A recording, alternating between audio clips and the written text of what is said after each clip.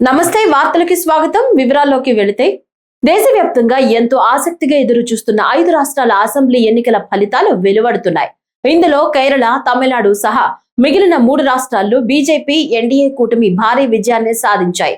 ఈ క్రమంలో ఎన్నికల ఫలితాల్లో ఎన్డీఏ కూటమి సాధించిన ఘన విజయంపై ఆంధ్రప్రదేశ్ ముఖ్యమంత్రి నారా చంద్రబాబు నాయుడు హర్షం వ్యక్తం చేశారు. ఈ విజయం గౌరవప్రదమైన ప్రధానమంత్రి నరేంద్ర మోడీ నాయకత్వంపై, ఆయన వికసిత్ భారత్ విజన్ పై ప్రజలకున్న పెరుగుతున్న విశ్వాసానికి నిదర్శనమని ఆయన పేర్కొన్నారు. సబ్కా సాత్, సబ్కా వికాస్, సబ్కా విశ్వాస్ స్ఫూర్తితో ప్రజల ఆకాంక్షలకు ప్రతిరూపంగా ఎన్డీఏ నిలిచిందని, ఈ ఫలితంతో వికసిత్ భారత్ దిశగా సాగుతున్న ప్రయాణానికి మరింత బలం చేకూరిందని చంద్రబాబు ట్వీట్ చేశారు.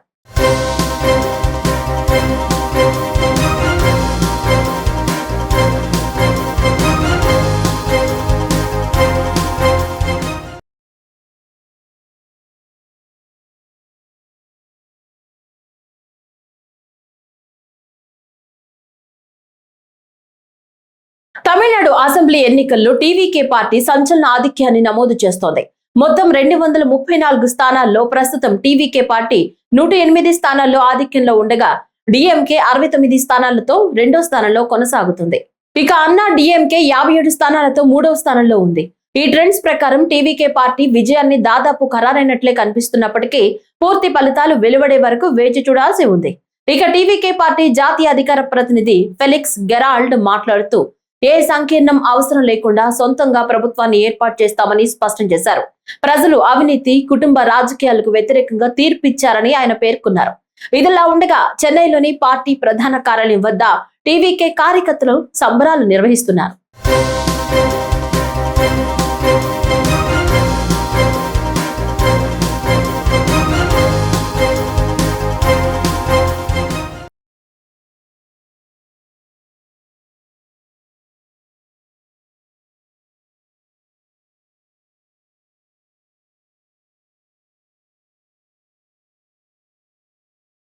తమిళనాడు అసెంబ్లీ ఎన్నికల్లో రాజకీయ అరంగేట్రం చేసిన టీవీకే అధినేత హీరో విజయ్ కు ఏపీ మంత్రి నారా లోకేష్ హృదయపూర్వక అభినందనలు తెలిపారు. ఈ ఎన్నికల ఫలితాలు ఆ రాష్ట్ర ఓటర్లు మారుతున్న ఆకాంక్షలను ప్రతిబింబించడమే కాకుండా తమిళనాడు రాజకీయ ముఖ చిత్రంలో ఒక కొత్త అధ్యాయానికి నాంది పలికాయని ఆయన చెప్పారు. విజయ్ తన ప్రజా జీవితంలో ప్రజల అంచనాలకు అనుగుణంగా పూర్తి బాధ్యతతో, అంకిత భావంతో ముందుకు సాగాలని మనస్ఫూర్తిగా కోరుకుంటున్నానని చెప్పారు. విజయ్ రాజకీయ ప్రయాణం విజయవంతం కావాలని ఆకాంక్షిస్తూ శుభాకాంక్షలు తెలియజేస్తున్నానని మంత్రి లోకేష్ పేర్కొన్నారు. తమిళనాడు రాజకీయాల్లో అడుగుపెట్టి తన మొట్టమొదటి ఎన్నికల్లోనే విజయ్ నేతృత్వంలోని పార్టీ అతిపెద్ద శక్తిగా అవతరించడం పట్ల వైఎస్ఆర్ కాంగ్రెస్ పార్టీ అధినేత వైఎస్ జగన్మోహన్ రెడ్డి హర్షం వ్యక్తం చేశారు. నా ప్రియ సోదరుడు విజయ్ కు హృదయపూర్వక అభినందనలు అంటూ జగన్ తన సందేశాన్ని పంచుకున్నారు. తొలి ప్రయత్నంలోనే ఇంతటి ఘన విజయాన్ని సాధించడం అద్భుతమని, ఇది విజయ్ పట్ల ప్రజలకున్న నమ్మకానికి నిదర్శనమని జగన్ కొనియాడారు.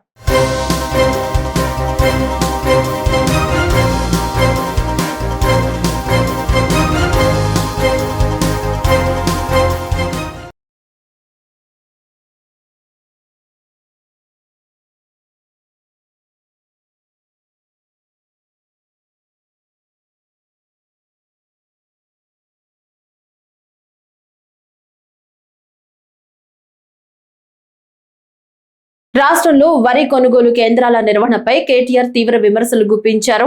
రాష్ట్ర వ్యాప్తంగా 9,500 కొనుగోలు కేంద్రాలు ఉండాల్సి ఉండగా కేవలం 6,000 కేంద్రాలని ప్రారంభించారని ఆరోపించారు.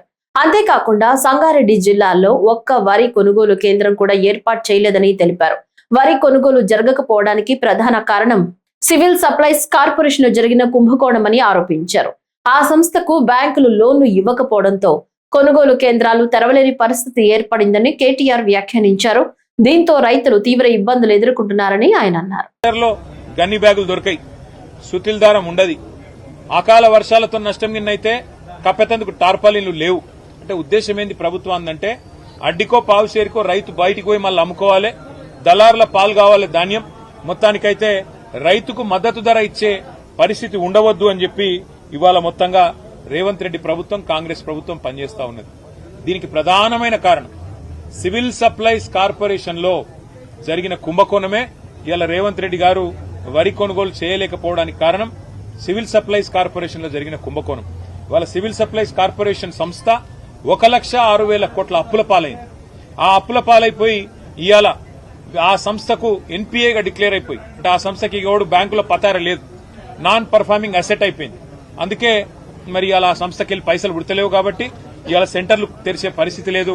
రేవంత్ రెడ్డి ప్రభుత్వం చేసిన కుంభకోణం సివిల్ సప్లైస్ కార్పొరేషన్లోనే దీనికి ప్రధాన కారణం.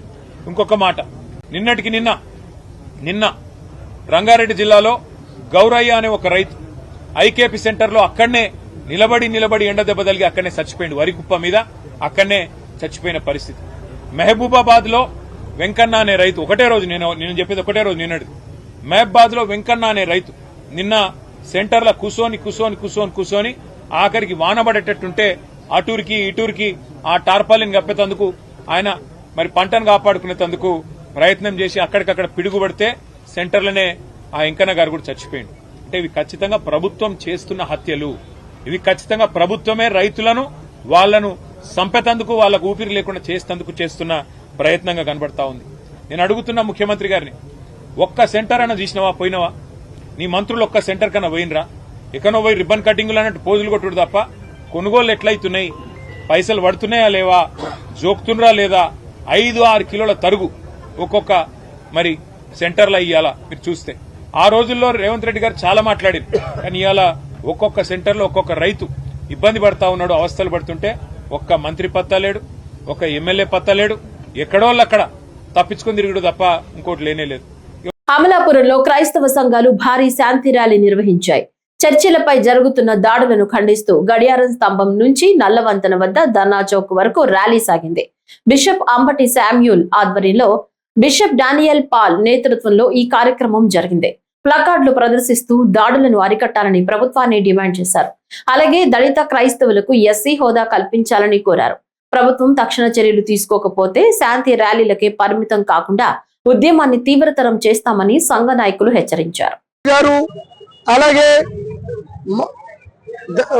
దళిత క్రైస్తవ హక్కుల సమాజం, అలాగే క్రైస్తవ హక్కుల పరిరక్షణ ఫోర్సు ఈ రీతిగా స్వచ్ఛంద సంస్థలతో సహవాసములతో ఈరోజు భారీ ఎత్తులో ఈ శాంతి ర్యాలీని ఏర్పాటు చేయడానికి దేవుడు కృప చూపాడు. ఈ ర్యాలీ ఏర్పాటు చేయడానికి గల ముఖ్య ఉద్దేశం ఏంటంటే, ఇటీ కాలంలో క్రైస్తవులను, దేవుని ప్రజలను, దైవ సేవకులను, మేము ఆరాధిస్తున్న ప్రభు అయిన యేసుక్రీస్తుని చాలా సులకనగా, హేళనగా సోషల్ మీడియాలో అనేకులు తమ ఇష్టానుసారంగా మాట్లాడుతుంటే ఏ ఒక్కరూ స్పందించకుండా, ప్రభుత్వాలు ఏ విధమైనటువంటి చర్యలు తీసుకోకుండా, డిపార్ట్మెంట్ వారు ఏ చర్యలు తీసుకోకుండా, చివరికి ఎక్కడైనా ఒక సేవకుడు ఒక మాట తుడితే వెంటనే తీసుకెళ్లి వాళ్ళని జైల్లో పెట్టి బాధించటం. క్షేమము కోరి క్రైస్తవుల యొక్క ఐక్యతను చాటుటకు ఈరోజు వేలాది మందిగా అమలాపురం గడియార స్తంభానికి చేరుకొని అక్కడి నుండి నల్లవంతెన వరకు ఈ ర్యాలీ ఆశీర్వాదకరంగా జరిగింది. ప్రభుత్వం వారికి మేము ఒకటే కోరుతున్నాం, క్రైస్తవులకు మత స్వేచ్ఛ కల్పించాలని కోరుతూ ఉన్నాము. క్రైస్తవ సేవకులను బాధ పెడుతూ రకరకాల రీతిలో హింసలు పెడుతూ ఉన్నారు. దయచేసి క్రైస్తవులకు రక్షణ కల్పించాలని, సేవకులకు రక్షణ కల్పించాలని ఈ మా యాత్ర ఇలా జరుగుతుంది. కనుక మేము ముఖ్యంగా ఈ యొక్క శాంతి ర్యాలీ చేయడానికి గల ముఖ్యమైన కారణం ఏంటంటే, చాలా మంది క్రైస్తవులు చాలా చిన్న చూపు చూస్తున్నారు.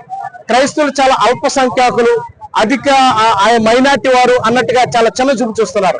క్రైస్తవులు చాలా మెజారిటీ అనే విషయాన్ని ప్రతి ఒక్కరు కూడా గుర్తించాలి అనే ఉద్దేశంతో మేము ఈ రోడ్డు మీదకి రావాల్సి వచ్చింది, శాంతి ర్యాలీ చేయవలసి వచ్చింది. రెండవది ఏమిటంటే, క్రైస్తవుల యొక్క హక్కుల పరిరక్షణ. ముఖ్యంగా ఎస్సీ క్రిస్టియన్ ఎవరైనా క్రిస్టియన్ మతం తీసుకుంటే ఎస్సీ వారు బీసీసీలోకి వెళ్ళిపోయి ఎస్సీ హోదా కోల్పోతున్నారు. దానివల్ల సమాజంలో చాలా వివక్షత మేము ఎదుర్కొంటున్నాం. కాబట్టి 1950 ప్రెసిడెన్షియల్ ఆర్డర్ ఏదైతే ఉందో, బుద్ధులకి సిక్కులకి ఎలాగైతే దాన్ని అమెండ్మెంట్ చేశారో ఆ విధంగా దాన్ని సవరణ చేసి మాకు దళితులకు ఆ యొక్క అమెండ్మెంట్స్ 1950 ప్రెసిడెంట్ ఆర్డర్ సరిచేసి మాకు దళిత హోదా కల్పించవలసిందిగా ప్రాంతంతో తెలియజేస్తున్నాం. మూడవదిగా చర్చిల పైన చాలా దాడులు జరుగుతూ చర్చిలను కూలగొట్టేస్తున్నారు. దయచేసి మా చర్చిలకు రక్షణ కల్పించవలసిందిగా తెలియజేస్తున్నాం. ఈ రోజు అమలాపురం పట్టణంలో క్రైస్తవులందరూ గర్జించు సింహాల్లా శాంతి ర్యాలీలో పాల్గొంటారు. మీరే చూస్తున్నారు, ఇన్ని వేల మంది ప్రజలు రోడ్డు మీదకి వచ్చారంటే వారి మనసులో ఎంత బాధ ఉందో, ఎంత వేదన ఉందో మనకు అర్థమవుతా ఉంది. నేటి క్రైస్తవ సమాజంలో క్రైస్తవులు భారతీయులుగా చూడడం లేదు, భారతీయులుగా కాకుండా విదేశస్తులుగా క్రైస్తవులను కొంతమంది పరిగణిస్తా ఉన్నారు. ఇది చాలా విచారకరం. క్రైస్తవుల మీద జరుగుతున్న దాడులు, క్రైస్తవుల మీద వేస్తున్న నిందలు చాలా ఇబ్బందికరంగా ఉంటున్నాయి. ముఖ్యంగా ఈ మధ్యలో సుప్రీంకోర్టు ఇచ్చిన జడ్జిమెంట్ మాకు చాలా కలవరాన్ని కలగజేసింది. వాస్తవానికి 1950 రాష్ట్రపతి ఉత్తర్వులో ఉన్న 3వ నిబంధన ప్రకారం మత స్వేచ్ఛ హరించే ఆ క్లాజును తొలగించాలని అన్ని మతాలు, ముఖ్యంగా సిక్కులు ఫైట్ చేశారు. వాళ్ళకి ఎస్సీ స్టేటస్ ఇచ్చారు. బుద్ధులు వారు కూడా నిరసన చేశారు, బుద్ధులకు కూడా ఇచ్చారు. కానీ క్రైస్తవులకు మాత్రం 30 సంవత్సరాలుగా మేము పోరాడుతున్న కోర్టులు కానీ ప్రభుత్వాలు కానీ కమిషన్లు వేస్తున్నాయి, కానీ దాని రిజల్ట్ ఏమి చెప్పట్లేదు. కానీ ఈ రోజు దళిత క్రైస్తవుల హక్కులు కాలరాస్తూ సుప్రీంకోర్టు ఇచ్చిన తీర్పును బట్టి ఈ రోజు మేము నిరసన చేస్తున్నాం.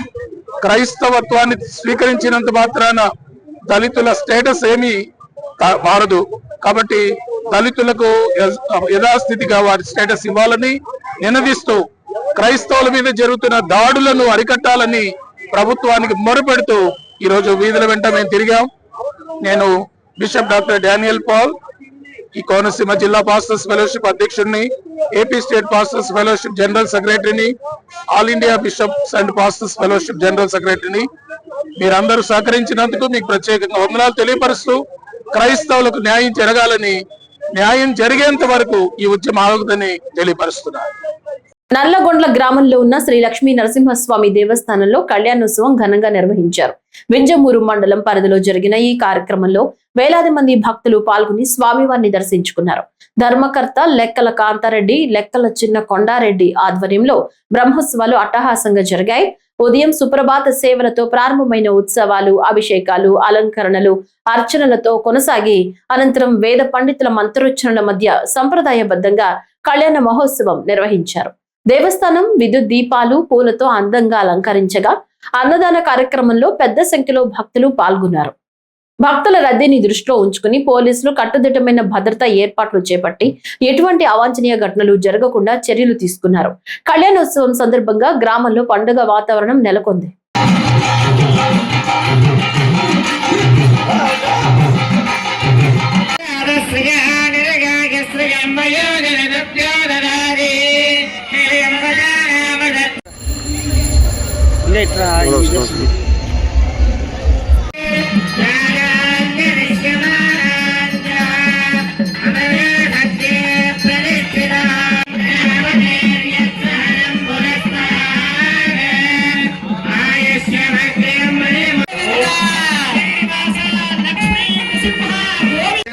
సువాసిని జన్మ ప్రాప్త్యర్థం దేవ్యాః మాంగళ్యధారణం కరిష్యే అంటాం. సకల స్త్రీమూర్తులకు జన్మ జన్మలలోనూ కూడా పసుపు కుంకుమలతో సౌభాగ్యవతులుగా ఉండగలిగేటువంటి భాగ్యాన్ని ఆ తల్లి అనుగ్రహించాలి అని తల్లికి మాంగళ్యధారణం చేశారు. అదేవిధంగా స్వామి వారికి యజ్ఞోపవీత ధారణం చేశారు. అదేమిటండి, యజ్ఞోపవీతం ఇప్పుడేస్తున్నారు, స్వామికి ఉపనయనం కాలేదా అని సందేహం రాకూడదు. ఉపనయనంలో ఒక యజ్ఞోపవీతం వేస్తారు. వివాహమైన తరువాత గృహస్థాశ్రమ ధర్మాచరణ యోగ్యతా సిద్ధ్యర్థం ద్వితీయ యజ్ఞోపవీత ధారణం అని స్వామివారికి ఇప్పుడు గృహస్థాశ్రమ ధర్మంగా ఒక యజ్ఞోపవీతం వేశారు. అయితే మీరు గమనించి ఉంటారు, ఒక వెండి యజ్ఞోపవీతం వేశాము, మళ్ళీ ఇలాంటి ఒక నూరు యజ్ఞోపవీతం కూడా వేశాం. మరి అన్నెందుకు వేశారండి అని సందేహం రావచ్చు. వెండి యజ్ఞోపవీతమేమో స్వామివారి కొరకు గృహస్థాశ్రమం కొరకు వేశాము, మరొక యజ్ఞోపవీతం వేశాం కదా స్వామి, నీకు గృహస్థాశ్రమ ధర్మంతో పాటుగా మరొక ప్రధాన ధర్మం ఉన్నది. అదేమిటంటే మమ్మల్ని జాగ్రత్తగా చూసుకోవాలి. మాకు మీకు ఒక గొప్ప బంధం దాగి ఉందయా గోవింద. ఎలాంటిది నారసింహ అంటే, నేను కనుక లేకపోతే నీవు భగవంతుడివి అని అనిపించుకోలేవు. నీవే కనుక లేకపోతే నేను అనాథన అయిపోతాను. తదహం త్వదృతేన నాథవాన్ మధుతే త్వం దయనీయవాన్ చ విధి నిర్మితమేత. ఒక్కవంక హరిముఖ్యుండు ఆంజనేయుండు సన్నిహితుండై మరి ఒక్క వంక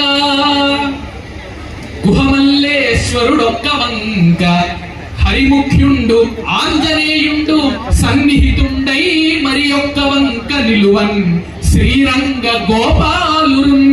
శ్రీరంగనాథుడు వేణుగోపాలుడు. నిలువన్ శ్రీరంగ గోపాలురు సహ సౌవర్ణ విభాసి దివ్య కవచౌజ్వల్యంబు పెంపారా. ఆయన ఆ లక్ష్మీ నరసింహస్వామి సువర్ణమయమైనటువంటి బంగారుమయమైనటువంటి కవచాన్ని నిత్యము ధరించి ధగాయమానమైనటువంటి ప్రకాశాన్ని ఇస్తూ ఉంటాడు. సహ సౌవర్ణ విభాసి దివ్య కవచ ఔజ్వల్యంబు పెంపార శ్రీ నృహరి శ్రీ నృహరి. కడప జిల్లా ఆర్కే వ్యాలీ ట్రిపుల్ ఐటీలో అవినీతి అక్రమాలపై ఆరోపణలు వెల్లువెత్తుతున్నాయి. ఈ అంశంపై తక్షణ చర్యలు తీసుకోవాలని ఆప్కాస్ అవుట్సోర్సింగ్ ఎంప్లాయీస్ ఫెడరేషన్ రాష్ట్ర ప్రధాన కార్యదర్శి పి వెంకట సుబ్బయ్య డిమాండ్ చేశారు. దివంగత నేత డాక్టర్ వైఎస్ రాజశేఖర రెడ్డి ఆశయాలతో ఏర్పాటైన ఈ విద్యా సంస్థలో గత 2 ఏళ్లుగా పరిస్థితులు దిగజారాయని ఆయన విమర్శించారు. క్యాంటీన్ టెండర్లలో గోల్మాల్, ఫుడ్ సప్లై వ్యవహారాల్లో వివక్ష, విద్యార్థుల మధ్య గొడవలు పెరగటం వంటి అంశాలపై ఆయన ఆందోళన వ్యక్తం చేశారు. అలాగే హౌస్ కీపింగ్, సెక్యూరిటీ సిబ్బందికి సీనియారిటీకి విరుద్ధంగా ప్రమోషన్లు ఇచ్చారని, దీనిలో అవినీతి జరిగిందన్న ఆరోపణలు వినిపిస్తున్నాయని తెలిపారు. మహిళా ఫ్యాకల్టీ సమస్యలు, కార్మికులపై అన్యాయం, విధులకు తిరిగి తీసుకోకపోవడం వంటి అంశాలు కూడా ప్రస్తావించారు. ట్రిపుల్ ఐటీలో భద్రత లోపించిందని, మద్యం ఘటనలు కూడా చోటు చేసుకున్నాయని అన్నారు. కడప జిల్లా వేంపల్లె మండలంలో ఆర్కే వ్యాలీ ట్రిపుల్ ఐటీలో గత 2 సంవత్సరాల నుంచి అనేకత ఏర్పడిన దానికి గతంలో అక్కడ జరిగిన పరిణామాలను మనం చూస్తే అర్థమవుతుంది. గత 2 సంవత్సరాల నుంచి కుమారస్వామి గుప్తా అనే అతను డైరెక్టర్గా అక్కడ బాధ్యతలు చేపట్టినప్పటి నుంచి ఇప్పటి వరకు ఆ యూనివర్సిటీలో అనేక అవకతవకలు జరుగుతూ ఉన్నాయి. దాంట్లో మీద గతంలో విద్యార్థులు పెద్ద ఎత్తున ఆందోళన చేశారు. అలాగే అక్కడ పనిచేస్తున్న ఫ్యాకల్టీస్ వాళ్ళకి సంబంధించిన వేతనాలు అరకొరగా ఉన్నాయి. డైరెక్టర్ గారు ఆ వేతనాలు ఇవ్వడంలో ఇబ్బంది చూపిస్తామని చెప్పి కోర్టుకు కూడా వెళ్ళారు. కోర్టు కూడా ఆ ఫ్యాకల్టీస్కి వేతనాలు ఇవ్వమని చెప్పారు. అలాగే ఎవరైతే ఫ్యాకల్టీస్ ఉన్నారో వాళ్ళకు రూములు కేటాయించడంలో కూడా అవకతవకలు జరుగుతున్నాయి. డైరెక్టర్ గారికి బుద్ధి పుట్టినట్టు నచ్చిన వాళ్ళకు మాత్రమే అక్కడ కేటాయింపులు చేస్తూ ఉన్నారు. అలాగే కార్మికులు కూడా గతంలో పోయిన సంవత్సరం చాలా మంది కార్మికులను ఆందోళనకు గురి చేశాడు. చాలా మంది కార్మికులను ఇబ్బంది పెట్టాడు. ఆ కార్మికులకే వాళ్ళని తీసేసి వాళ్ళ మీద వాళ్ళకే తంటాలు చెప్పిన ఘనత డైరెక్టర్ గారు చెల్లుతుంది. ఈ మధ్య కాలంలో విద్యార్థులు అక్కడ మద్యమం సేవించి కొట్లాడుకునే సందర్భాలు కూడా దండిగా ఉన్నాయి. అలాగే గతంలో పోయిన సంవత్సరంలో క్యాంటీన్ల విషయంలో, అలాగే వ్యక్తుల మధ్య బయట నుంచి తీసుకొచ్చే దాంట్లో కూడా ఆయన గలాట పెట్టడంలో కానీ, లేదా యూనివర్సిటీని అబాస్ పాలు చేయడంలో కానీ సుప్రసిద్ధిగా డైరెక్టర్ కుమారస్వామి గుప్తా గారు వ్యవహరిస్తూ ఉన్నారు. ఇది అనేక ఛానళ్లలో, పత్రికలలో వచ్చినా కూడా ఆయన మీద ఉన్న వీసీ గారు కానీ ఎలాంటి చర్య తీసుకోవడం శోచనీయాంశం. ఇప్పుడు ఈ మధ్య కాలంలో చూసినా కూడా ఇప్పుడు అక్కడ ఉన్న పనిచేస్తున్న కార్మికురాలకు ఆరోగ్యం బాగలేక కిడ్నీల సమస్య ఉండి అధికారుల అనుమతితోనే 2 నెలల పాటు సెలవు పెట్టి విధులకు హాజరు కాలేదు. ఆ తర్వాత విధులు తీసుకుంటామని చెప్పారు. విధులు తీసుకునే పక్షంలో దయలేని పరిస్థితుల్లో కలెక్టర్ గారికి దగ్గర వెళ్ళి 3 సార్లు వినతి పత్రం ఇచ్చాం. కలెక్టర్ గారు చెప్పినప్పుడు మాత్రం విధులు తీసుకుంటామని చెప్పారు. దాని తర్వాత ఇక్కడే లేబర్ ఆఫీసర్ దగ్గర కూడా ఆందోళన కార్యక్రమం చేశాం. తీసుకుంటామని చెప్తున్నారు కానీ తీసుకోవడం లేదు. కానీ హౌస్ కీపింగ్ సంబంధించిన కాంట్రాక్ట్ సర్దుబాటుకి ఎవరికైతే ఇచ్చారో వాళ్ళ ప్రతినిధి ఒకరు అక్కడ ఉండాలి. దాని నిర్వహణ బాధ్యత చూస్తూ ఉండాలి. కానీ ఇంతవరకు ఈ డైరెక్టర్ వచ్చినప్పటి నుంచి ఎవరే కానీ ఆ సంస్థకు సంబంధించిన ప్రతినిధి ఎవరే కానీ అక్కడ హాజరు కాలేదంటే దాంట్లో ఆంతర్యం ఏందో స్పష్టంగా అర్థమవుతుంది. అలాగే ఈ మధ్యకాలంలో హౌస్ కీపింగ్ సంబంధించిన వాళ్ళను సొంతంగా నిర్ణయం చేసి అటెండర్లుగా మార్చుకున్నాడు. అలాగే సెక్యూరిటీగా పనిచేసే వాళ్ళను అతను సొంత నిర్ణయం, విద్యా అర్హతలు కానీ సీనియారిటీ కానీ ఏమీ ప్రాతిపదికలు తీసుకోకుండా కేర్ టేకర్లుగా మార్చుకున్నాడు. దీంట్లో చూస్తే పెద్ద ఎత్తున అవినీతి, అక్రమం. ప్రొద్దుటూరులోని ఎస్ఎస్ మాల్ వ్యవహారంలో భారీ అవినీతి జరిగిందని మాజీ టీడీపీ ఇన్ఛార్జ్ ప్రవీణ్ కుమార్ రెడ్డి ఆరోపించారు. ఆక్యుపెన్సీ సర్టిఫికేట్ లేకుండానే మాల్ నడుస్తోందని, ఆర్టీఐ ద్వారా ఇది బయటపడిందన్నారు. మున్సిపాలిటీకి రావాల్సిన సుమారు 9 కోట్ల రూపాయల ఆదాయానికి గండి కొట్టారని, బీపీఎస్ స్కీమ్ కింద చెల్లించాల్సిన 5.5 కోట్లను కూడా చెల్లించలేదని విమర్శించారు. అవినీతి చేయలేదని చెప్తున్న రాచమల్లు ఈ విషయంపై స్పష్టత ఇవ్వాలని డిమాండ్ చేశారు. ప్రజల ప్రాణాలతో చెలగాటమాడుతూ మున్సిపల్ నిధులను దోచుకున్నారని ఆరోపించారు. ఈ అంశంపై ఇప్పటికే సీఎం, కమిషనర్, జాయింట్ కలెక్టర్లకు ఫిర్యాదు చేసినట్లు తెలిపారు. త్వరలోనే ఎస్ఎస్ మాల్ వ్యవహారంపై మరిన్ని సంచలన విషయాలు బయట పెడతానని హెచ్చరించారు. తప్పు చేసిన వారిపై కఠిన చర్యలు తప్పవని స్పష్టం చేశారు. రావాల్సిన డబ్బు నిలబడిపోయింది. ఈ ఎస్ఎస్ మాల్ ఎంత ఆయన చెప్తా అంటాడు ఎప్పుడు ప్రెస్ మీట్లలో, ప్రభుత్వం మీదే ఉంది కదా, నేను అవినీతి చేయలే, అవినీతి చేసింటే నిరూపించండి, ఏదైనా సరే నేను అవినీతి చేయలే, మా అన్న రెక్కల కష్టం మీద మా అన్న రియల్ ఎస్టేట్ చేసింటేనో మేము డబ్బులు సంపాదించినామంటాడు. ఒకరోజు ఒకటే భూమిలో 70 కోట్లు మాకు లెక్క మిగిలిందంటాడు. ఒకరోజు ప్రెస్ మీట్లో వస్తాడు, మా ఇంట్లో పెళ్లి చేయాలంటే కనుక నా దగ్గర లెక్క లేదంటాడు. అంటే ఆయన చెప్పిన 70 కోట్లు నిజమో ఇది నిజమో ఎవరికి అర్థం కాకుండా ఉంది. ఎస్ఎస్ మాల్ది ఇది క్లియర్ గా చూడండి ఒక్కసారి. ఎస్ఎస్ మాల్ది ఈ ఎస్ఎస్ మాల్ దానికి క్లియర్ గా నేను ఆర్టీఐ యాక్ట్ పెడితే క్లియర్ గా మున్సిపల్ కమిషనర్ గారు ఇచ్చినది ఏమంటే పాయింట్ నెంబర్ 1 ఈ ఎస్ఎస్ మాల్కు ఆక్యుపెన్సీ సర్టిఫికేట్ ఉందా అని అడిగిన. ఇదిగో ఈడ చూడండి, ఈ కార్యాలయం నందు ఉన్న ఆన్లైన్ రికార్డ్స్ ప్రకారం ఎటువంటి ఆక్యుపెన్సీ సర్టిఫికేట్ జారీ చేయలేదు. పాయింట్ నెంబర్ 2 బీపీఎస్ స్కీమ్ కింద వీళ్ళు ఏమన్నా అప్లై చేసినారా అని అడిగితే బీపీఎస్ స్కీమ్ నెంబర్ 2019/PRO/7/05669 ద్వారా అప్లై చేసి ఉన్నారు అని ఇచ్చినాడు. ఈ ఆక్యుపెన్సీ సర్టిఫికేట్ లేని దానికి ఏమైనా చర్యలు తీసుకున్నారంటే ఊరికి నోటీసులు ఇచ్చినామని ఇచ్చినాడు. పాయింట్ నెంబర్ 1 నేనేమడుగుతాను అంటే రాచమల్లు శివప్రసాద్ రెడ్డి గారిని సూటిగా అడుగుతాడా, కమిషనర్ రాధా ఉన్నప్పుడు మున్సిపల్ కమిషనర్ గా 2.5 కోటి రూపాయలు డబ్బులు తీసుకొని ఆక్యుపెన్సీ సర్టిఫికేట్ లేకపోయినా కూడా బీపీఎస్ స్కీమ్ లో రెగ్యులైజేషన్ అయ్యేదానికి 5.5 కోటి డబ్బు బకాయి ఉన్నా కూడా నువ్వు నీ ఇన్ఫ్లుయెన్స్ ఉపయోగించి ఆ రోజు ఎమ్మెల్యే నువ్వు, చైర్మన్ మీరు, కమిషనరు మీ రాధా, మీరు అంతా కలిసి 2.5 కోటి డబ్బు నీకు ముట్ట చెప్పింటే ఈ ఎస్ఎస్ మాల్ ఆక్యుపెన్సీ సర్టిఫికేట్ లేకుండా రన్నింగ్ చేసినావు. ప్రజలకు నేను ఏం విజ్ఞప్తి చేస్తానంటే ఎస్ఎస్ మాల్లో ఏదైనా ఆక్యుపెన్సీ సర్టిఫికేట్ లేకుంటే దానికి ఫైర్ సేఫ్టీ మెజర్స్ సరిగా ఉండవు. రెండవది పిల్లర్స్ స్ట్రెంత్ కానీ నాణ్యత కానీ కింద ఫుట్టింగ్స్ కానీ ఇవన్నీ పరిశీలించిన తర్వాత it is ready to occupy అని మున్సిపల్ శాఖ ఆక్యుపెన్సీ సర్టిఫికేట్ ఇవ్వాలి. ఈ రోజుటికి దాని నాణ్యత ఎంతుందో, ఒకవేళ అది కూలిపోతాదో లేదా పిల్లర్స్ సరిగా లేక ఏదైనా స్లాబ్ అయినా చీలి పడవచ్చు, లేదు ప్రజలు ఎక్కువ మంది ఆడికి పోయినప్పుడు ఏదైనా తొక్కిసలాట జరగచ్చు. పాయింట్ నెంబర్ 3 అగ్ని ప్రమాదం జరగచ్చు.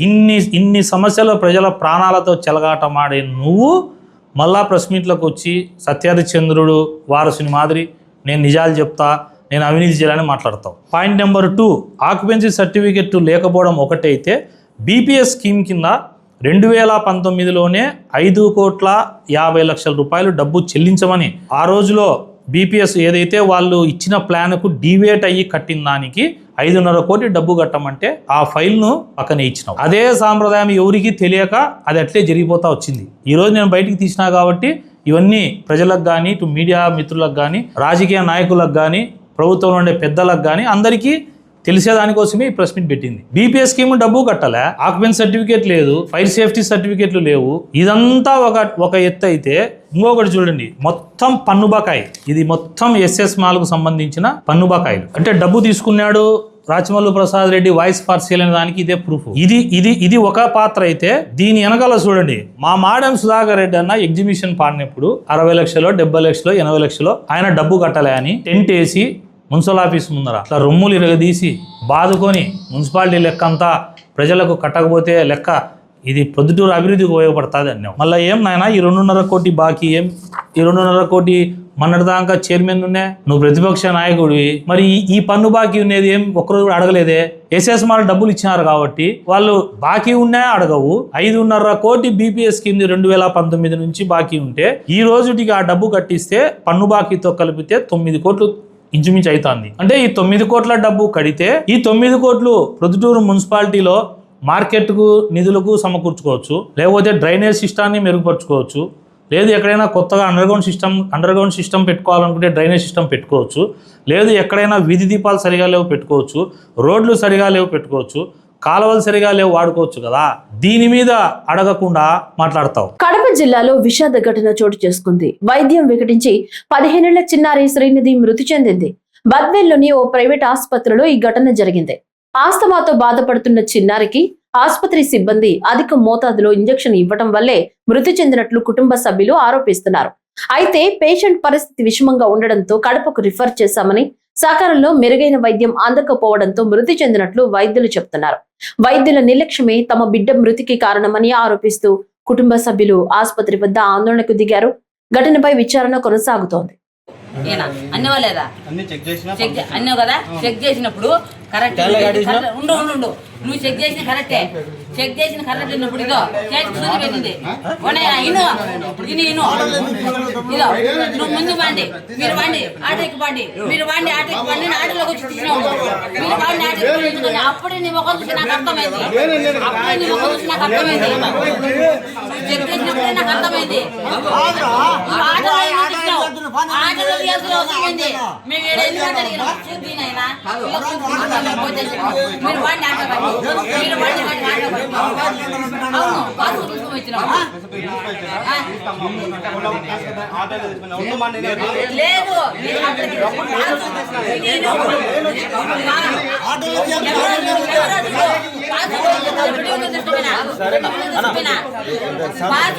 బాత్రూమ్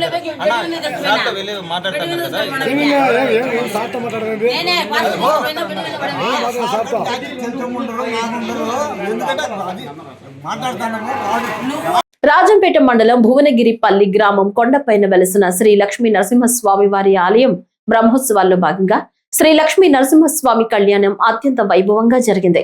కడప జిల్లా రాజంపేట మండలం భువనగిరి గ్రామం కొండపైన వెలసిన శ్రీ లక్ష్మీ నరసింహస్వామి వారి ఆలయం బ్రహ్మోత్సవాల్లో భాగంగా శ్రీ లక్ష్మీ నరసింహస్వామి వారి కళ్యాణం అత్యంత వైభవంగా జరిగింది.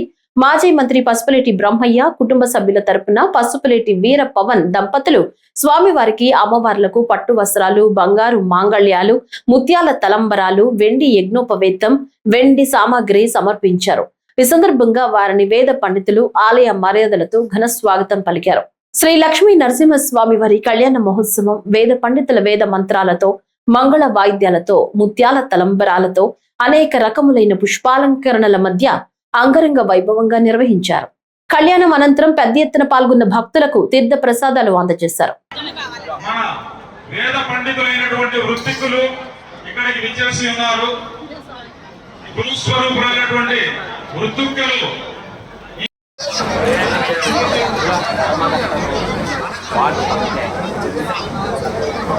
దయచేసి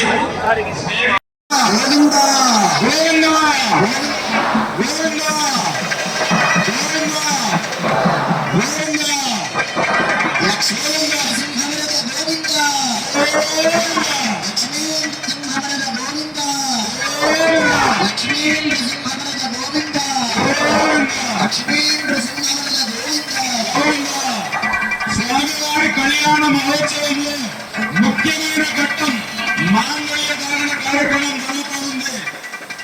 తిలకించిన వారికి స్వామివారి కళ్యాణ మహోత్సవాన్ని తిలకించిన వారికి సర్వదా స్వామివారు ఎన్నుండి వారిని కాపాడుతారు.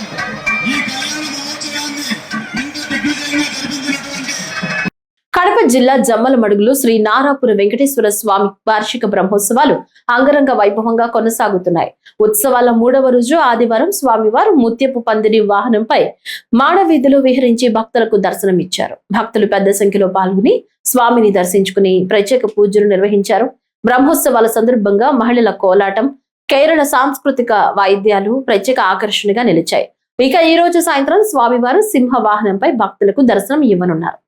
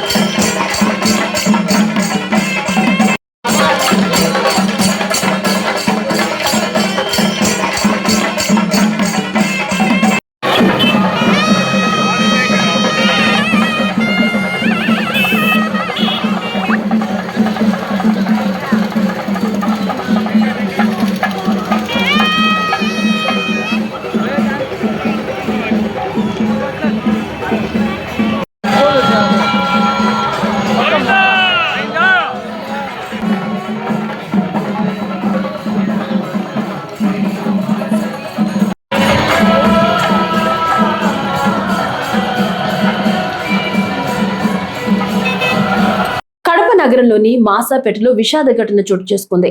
ఈ రోజు ఉదయం 11:30 గంటల సమయంలో పాత మిద్దె కూలిపోవడంతో అందులో నివసిస్తున్న సరస్వతి మృతి చెందింది. ఇళ్లలో పనులు చేసుకుంటూ జీవనం సాగిస్తున్న సరస్వతి మిద్దె కూలిన సమయంలో ఇంట్లోనే ఉంది. ఈ ప్రమాదంలో ఆమె అక్కడికక్కడే ప్రాణాలు కోల్పోయింది. సంఘటన సమాచారం అందుకున్న పోలీసులు వెంటనే ఘటనా స్థలానికి చేరుకుని శిథిలాల మధ్య ఉన్న మృతదేహాన్ని బయటకు తీసి రక్షణ చర్యలు చేపట్టారు. కేసు నమోదు చేసి దర్యాప్తు కొనసాగిస్తున్నారు.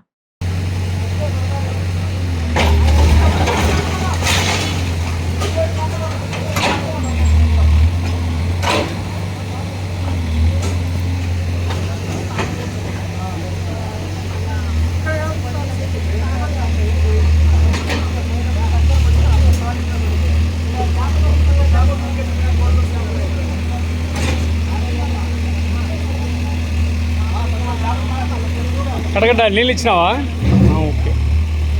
ఈ వార్తలు ఇంతటితో సమాప్తం. నమస్కారం.